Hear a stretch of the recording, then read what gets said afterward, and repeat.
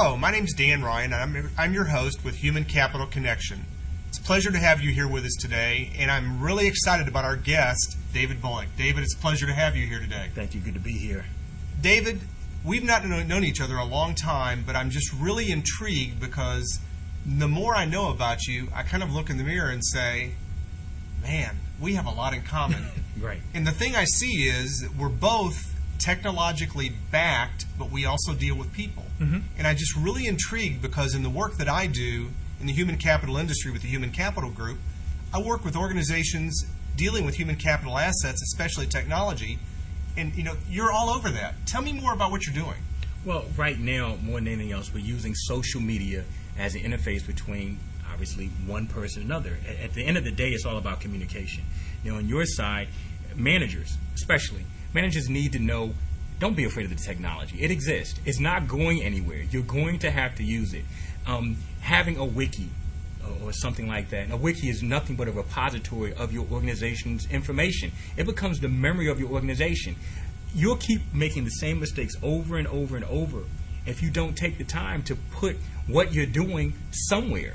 Having it in notebooks or having it in someone's drawer, in someone's file cabinet, that's no longer the way for you to move adroitly in the marketplace.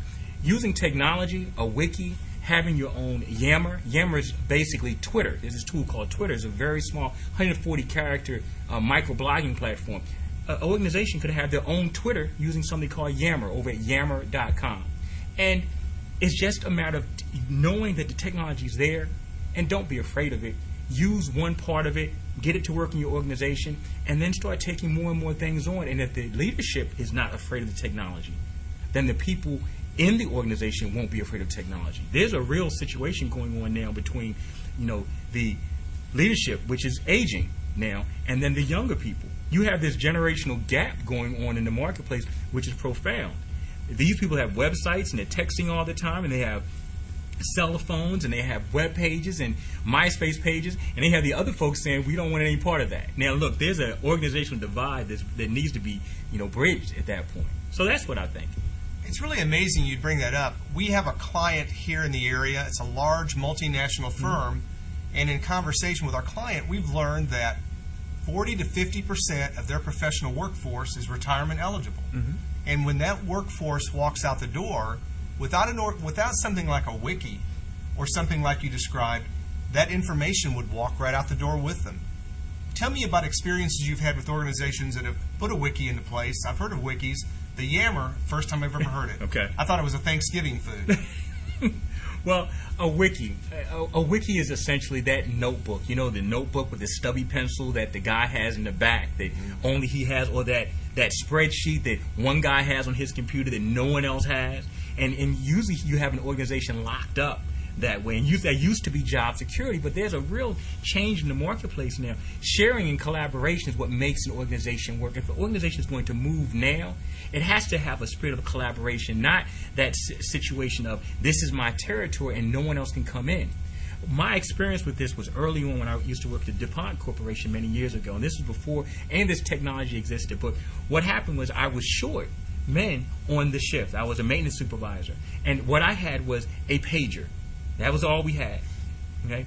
But what I was able to do was take the pager and give it to the one guy who was going out to train and said, if I need you, I will page you. Now, just with that little bit of technology to be able to say, look, I'm short today, you need to be over here, and I don't need to have you just sitting here, but if I need you, I need to summon you. I was able to essentially get 4 pagers and cut my shift down from 8 people down to 4 because I could dispatch within the organization as opposed to just have people sitting waiting for something to happen. It was a very proactive situation. So let's take that being summoning people when they need to be summoned and look at that in terms of information. When you need to summon the information, you need to be able to go to a central place and dispatch the information to wherever it needs to go. And that's really what we have here with social media, wikis, using email correctly, and having repositories within organizations. Keeping things locked up in drawers right now is not going to help an organization move, and letting the knowledge walk out of the door just because someone retires is not a good business practice. That is not a good best practice now. It reminds me of a phrase that I heard.